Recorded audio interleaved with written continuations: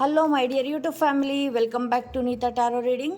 ಪ್ರತಿಯೊಬ್ಬರಿಗೂ ಯುಗಾದಿ ಹಬ್ಬದ ಆರ್ಥಿಕ ಶುಭಾಶಯಗಳು. ಮತ್ತೊಮ್ಮೆ ಅಡ್ವಾನ್ಸ್ ವಿಶಸ್ನ ನಾನು ತಿಳಿಸ್ತಾ ಇದ್ದೀನಿ. ಇವತ್ತು ಅಮಾವಾಸ್ಯೆಯ ದಿನ ಇದೆ.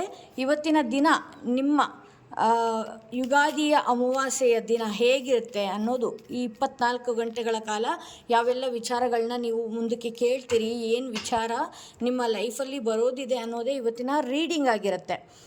ಹಾಗೆ ನಾನು ನಿಮಗೆ ಒಂದು ವಿಚಾರ ಹೇಳಬೇಕು. ಈಗ ಸುಮಾರು 2-3 ವರ್ಷಗಳ ಹಿಂದೆ ಒಬ್ಬ ಟ್ಯಾರೋ ರೀಡರ್ ಅವರ ಪ್ರೊಫೈಲಲ್ಲಿ, ಯೂಟ್ಯೂಬ್ ಪ್ರೊಫೈಲಲ್ಲಿ, ಆಗ ನನಗೆ ಟ್ಯಾರೋ ರೀಡಿಂಗ್ ಅಂದರೆ ಏನು ಅಂತಲೇ ಗೊತ್ತಿರಲಿಲ್ಲ. ಆ ಟೈಮ್ನಲ್ಲಿ ನಾನು ವೆಬಿನಾರ್ ಮಾಡ್ತೀನಿ, ಅದು ಮಾಡ್ತೀನಿ, ಇದು ಮಾಡ್ತೀನಿ ಅಂತ ಹೇಳಿಬಿಟ್ಟು ಆಕೆ ಹಾಕಿದ್ರು. ಅವರ ನಂಬರಿಗೆ ನಾವು ಕಾಲ್ ಮಾಡಿ ವೆಬಿನಾರ್ ಮಾಡ್ತಿದ್ದೀರಾ, ಹೇಗೆ ಏನು ಅಂತ ಕೇಳಿದಾಗ 2500 ಇರುತ್ತೆ ಫೀಸು ಅಂತೆಲ್ಲ ಹೇಳಿದರು. ಸೊ 2500 ಇದೇನು ವೆಬಿನಾರ್ ನಡೆಸ್ತಾರೆ ಇವರು ಹಾಗೆ ಹೀಗೆ ಅಂತ ಹೇಳ್ಕೊಂಡು ನಾನು ಸುಮ್ಮನಾಗ್ಬಿಟ್ಟಿದ್ದೆ. ನಂತರದಲ್ಲಿ ಆ ಲೇಡಿನೇ, ಆ ಹೆಂಗಸೆ ಫೋನ್ ಮಾಡಿ ನನಗೆ ಯೂಟ್ಯೂಬ್ನಲ್ಲಿ ಅಷ್ಟು ಫಾಲೋವರ್ಸ್ ಇದ್ದಾರೆ, ಇಷ್ಟು ಫಾಲೋವರ್ಸ್ ಇದ್ದಾರೆ, ನೀವು ನಮ್ಮನ್ನು ನಂಬೋದು, ಹಾಗೆ ಹೀಗೆ ಅಂತೆಲ್ಲ ಹೇಳಿದ್ರು. ಓಕೆ ಆಯಿತು ಅಂತ ಹೇಳಿದೆ. ಒಂದು ಹೋಟೆಲಲ್ಲಿ ಇದು ಮಾಡ್ಕೊಂಡಿದ್ರು. ನಮ್ಮ ಜೊತೆಗೆ ಒಂದು 2-3 ಜನ ಲೇಡೀಸ್ ಕೂಡ ಇದ್ದರು. ಹಾಗೆ ಅವರು ಒಟ್ಟಿಗೆ ಬಂದಿದ್ದು ಆ ಲೇಡಿ, ಆ ಹೆಂಗಸ್ ಏನಿದಾರಲ್ಲ, ಯೂಟ್ಯೂಬರ್ ಒಬ್ಬರು ಟ್ಯಾರೋ ರೀಡರ್, ಅವರೇ ಹೇಳ್ತಾರೆ, ಅವರೊಬ್ಬ ಸೈಕಿಯಾಟ್ರಿಸ್ಟು ಟ್ಯಾರೋ ರೀಡಿಂಗ್ ಮಾಡಿದ್ದೀನಿ ಅಂತ ಹೇಳಿ ಜನಗಳನ್ನ ಮೈಂಡ್ನ ಹಿಪ್ನೋಟೈಸ್ ಮಾಡೋ ರೀತಿಯಲ್ಲಿ ಮಾತಾಡೋದು, ಏನೋ ಆಗೋಗಿದೆ ಅನ್ನೋ ಥರ. ಏಕೆಂದರೆ ಅವ್ರಿಗೆ ಆ ಥರ ಕ್ಲೈಂಟ್ಗಳು ಬಂದು ಹೋಗಿ ಏನಾಗಿದೆ, ಟ್ಯಾರೋ ಕಾರ್ಡ್ ತೆಗೆದುಬಿಟ್ಟು ಆ ಕಾರ್ಡಿಗೂ ಆ ಹೆಂಗ್ಸ್ ಹೇಳೋದಕ್ಕೂ ಒಂದಕ್ಕೊಂದು ಸಂಬಂಧನೇ ಇರೋದಿಲ್ಲ. ಆ ರೀತಿ ಹೇಳಿದ್ದು. ಯಾಕೆಂದರೆ ನಾನು ಈ ವಿದ್ಯೆಯನ್ನು ಡೆಲ್ಲಿಯಲ್ಲಿ ಕಲಿತು ಬಂದ ಮೇಲೆ ಈ ಹೆಂಗಸಿ ಎಷ್ಟರ ಮಟ್ಟಿಗೆ ಮ್ಯಾನಿಪುಲೇಟ್ ಮಾಡ್ತಾ ಇದೆ ಅನ್ನೋದು ಗೊತ್ತಾಯಿತು. ಕಡೆಗೆ ನಾವು ಅಲ್ಲಿ ಹೋದಾಗ ಆ ಹೆಂಗಸಿನ ಜೊತೆಗೆ ಒಂದು 5-6 ಜನ ಗಂಡು ಮಕ್ಕಳು, ಬರೀ ಗಂಡು ಮಕ್ಳ ಜೊತೆಗೆ ಕೂತ್ಕೊಳ್ಳೋದು, ಓಡಾಡೋದು, ಅಲ್ಲಿ ವೆಬಿನಾರೇ ಮಾಡ್ತಾ ಇಲ್ಲ. ಕಡೆಗೆ ಒಂದೊಂದೇ ಕಾರ್ಡ್ಸ್ ತೆಗೆದ್ರು, ಹೀಗೆ ಅದು ಇದು ಅಂತೆಲ್ಲ ಹೇಳಿದ್ರು. ಲಂಚ್ ಇರುತ್ತೆ, ಅದು ಇದು ಅಂತ ಎಲ್ಲ ಹೇಳ್ತಾ ಇದ್ರು. ಅಷ್ಟೊತ್ತಿಗೆ ಆ ಹೋಟೆಲ್ ಓನರ್ ಏನಿದಾರಲ್ಲ, ಆ ಹೆಂಗಸಿಗೆ ಹುಗಿದ್ರು, ಗಂಡು ಮಕ್ಕಳ ಜೊತೆಗೆ ಇಷ್ಟು ತನಕ ಇದು ಮಾಡ್ತಾ ಇದೀಯಮ್ಮ ನೀನು, ಇಲ್ಲಿಂದ ಹೊರಡು ಬೇಡ ಅಂತೇಳಿ ಇದು ಮಾಡಿದ್ರು. ಸೊ ನಮಗೆಲ್ಲ ಒಳ್ಳೆ ರೀತಿಯಲ್ಲೇ ಕಂಡ್ರು. ಅಂದರೆ ನಾವು ಮೋಸ ಹೋಗ್ತಿದ್ದೀವಿ ಅನ್ನೋದು ಆ ಹೋಟೆಲ್ ಅವರಿಗೆ ಗೊತ್ತಿತ್ತು ಅನಿಸುತ್ತೆ. ಹಾಗೆ ಈ ಲೇಡಿ ಅಲ್ಲಿಂದ ಬಂದ ಮೇಲೆ ನಾನು ಟ್ಯಾರೋ ರೀಡಿಂಗ್ನ ಬೇರೆಯವ್ರ ಹತ್ರ ಕಲಿಬೇಕು ಅಂತ ಅಂದ್ಕೊಂಡಿದ್ದೀನಿ. ಆಗುತ್ತಾ ಅಂತ ನಾನು ಒಬ್ಬ ದಡ್ಡತನದಿಂದ ಆ ಲೇಡಿಗೆ ಫೋನ್ ಮಾಡಿ ಕೇಳಿದಾಗ, ಆಗುತ್ತೆ, ನೀವು ಮಾಡ್ಬೋದು, ಕೈ ಹಿಡಿಬೋದು, ನೀವು ನಮ್ಮ ಹತ್ರನೇ ಸೇರ್ಕೋಬೋದಿತ್ತಲ್ಲ ಅಂತ ಕೂಡ ಹೇಳಿದ್ರು.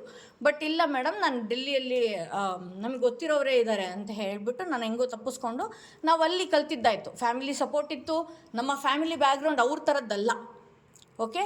ಆಮೇಲೆ ಆ ಲೇಡಿ ಕೆಲವೊಂದು ವೀಡಿಯೋಸಲ್ಲಿ ಏನೇನೋ ಹೇಳ್ತಾರೆ, ಆಫೀಸ್ ಮಾಡ್ಕೊಂಡಿದ್ದಾರೆ, ಕ್ರಿಸ್ಟಲ್ ಮಾರ್ತಾ ಇದ್ದಾರೆ, ಅದು ಇದು ಅಂತ ಹೇಳಿ. ಇಲ್ಲಿ ಏನಾಗ್ತಾ ಇದೆ ಅಂತ ಹೇಳಿದ್ರೆ, ಯೂಟ್ಯೂಬ್ನಲ್ಲಿ ಫಾಲೋವರ್ಸ್ ಜಾಸ್ತಿ ಆದಾಗ ಆಕೆಗೆ ತಡೆಯೋದಕ್ಕಾಗ್ತಾ ಇಲ್ಲ. ಅಲ್ಲಿ ಇನ್ಸ್ಟಾಗ್ರಾಮಲ್ಲಿ ಫಾಲೋವರ್ಸ್ ಜಾಸ್ತಿ ಆದಾಗ ಆಕೆಗೆ ತಡೆಯೋದಕ್ಕಾಗ್ತಾ ಇಲ್ಲ.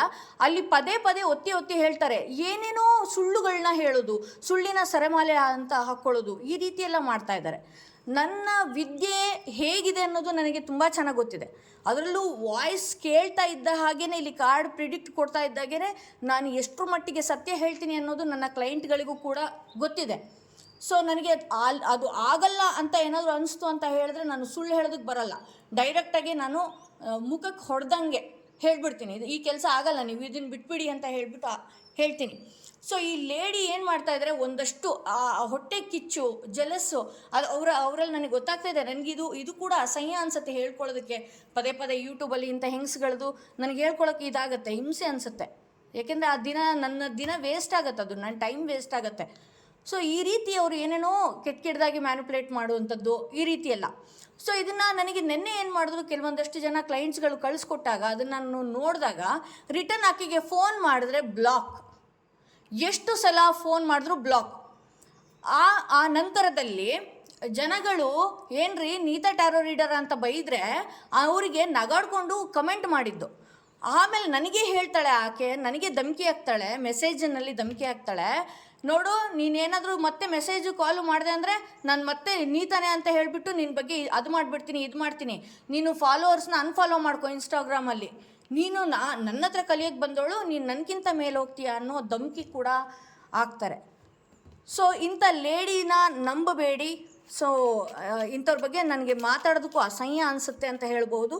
ಸೊ ಈ ದಿನದಲ್ಲಿ ನಿಮ್ಮ ಈ 24 ಗಂಟೆಗಳಲ್ಲಿ ನಿಮ್ಮ ಲೈಫಲ್ಲಿ ಯಾವ ವಿಚಾರ ಬರಲಿದೆ ಅನ್ನೋದ್ರ ಬಗ್ಗೆ ನಾನು ಹೇಳ್ತೀನಿ.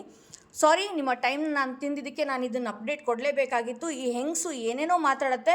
ಹಾಗೆ ಇವರ ಜೊತೆಲಿರೋರ ಹತ್ರ ನಾನು ಕೇಳಿದಾಗ ಅವರು ತುಂಬ ಡ್ರಿಂಕ್ಸ್ ಮಾಡ್ತಾರೆ, ನೀವು ಅವ್ರ ಹತ್ರ ನೈಟ್ ಹೊತ್ತೆಲ್ಲ ಮಾತಾಡೋದಕ್ಕೆ ಹೋಗಬೇಡಿ, ಆಕೆ ಕುಡಿದು ಏನೇನೋ ಮೆಸೇಜ್ಗಳನ್ನ ಏನೇನೋ ರೀಡಿಂಗ್ಸ್ಗಳನ್ನ ಮಾಡ್ತಾಳೆ, ಅವಳಿಗೆ ಯಾಕೆ ತಲೆ ಕೆಡಿಸ್ಕೊಳ್ತಿದ್ದೀರಿ ಅಂತ ನೈಟ್ 12 ಗಂಟೆಲಿ ಹೇಳಿದಾಗ ಅಯ್ಯೋ ಇದ್ರ ಹತ್ರ ನಾವು ವಾದಿಸೋದೇ ವೇಸ್ಟು ಅಂತ ಅಂದ್ಕೊಂಡ್ವಿ.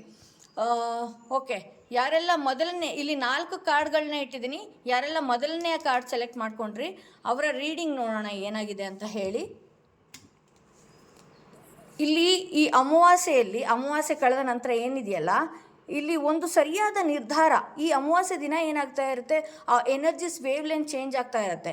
ಈ ಅಮಾವಾಸ್ಯೆ ಕಳೆದ ನಂತರ ಏನಿದೆಯಲ್ಲ, ಒಂದು ಸರಿಯಾದ ನಿರ್ಧಾರದ ಕಡೆ ನಿಮ್ಮ ಮೈಂಡ್ ಫಿಕ್ಸ್ ಆಗುತ್ತೆ. ಈ ಹಿಂದೆ ಯಾವುದಾದ್ರೂ ಒಂದು ವಿಚಾರದಲ್ಲಿ ಗೊಂದಲಗಳಾಗಿರ್ಬೋದು, ಭಯ ಕಾಡ್ತಾ ಇದ್ದಿದ್ರೆ ಈಗ ಸರಿಯಾದ ನಿರ್ಧಾರಗಳು ನಿಮ್ಮ ಲೈಫಲ್ಲಿ ಬರುತ್ತೆ ಅಂತ ಹೇಳ್ಬೋದು.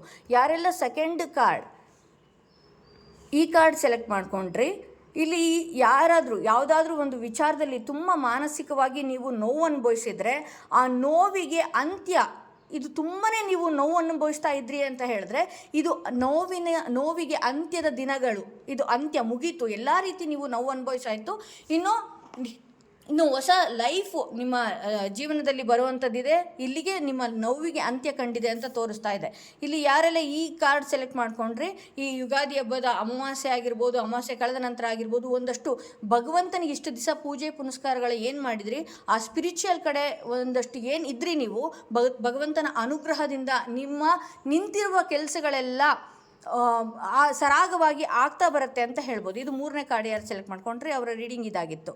ಇಲ್ಲಿ 4ನೇ ಕಾರ್ಡ್ ಯಾರು ಸೆಲೆಕ್ಟ್ ಮಾಡ್ಕೊಂಡಿದ್ರಿ ಅವರ ರೀಡಿಂಗ್ ಏನಾಗಿದೆ ಅಂತ ಹೇಳಿದ್ರೆ ನೈಟ್ ಆಫ್ ಕಪ್ಸ್ ಬರ್ತಾ ಇದೆ. ಇಲ್ಲಿ ಯಾರೊಟ್ಟಿಗಾದ್ರೂ ಜಗಳಗಳಾಡಿದ್ರೆ, ಮನಸ್ತಾಪಗಳಾಗಿದ್ದರೆ ಅಮಾವಾಸ್ಯೆ ಕಳೆದ ನಂತರ ಅದು ಸರಿ ಹೋಗುತ್ತೆ, ಅವರೇ ಮಾತಾಡುವಂಥ ಸಾಧ್ಯತೆ ಇದೆ ಅಂತ ಹೇಳ್ಬೋದು.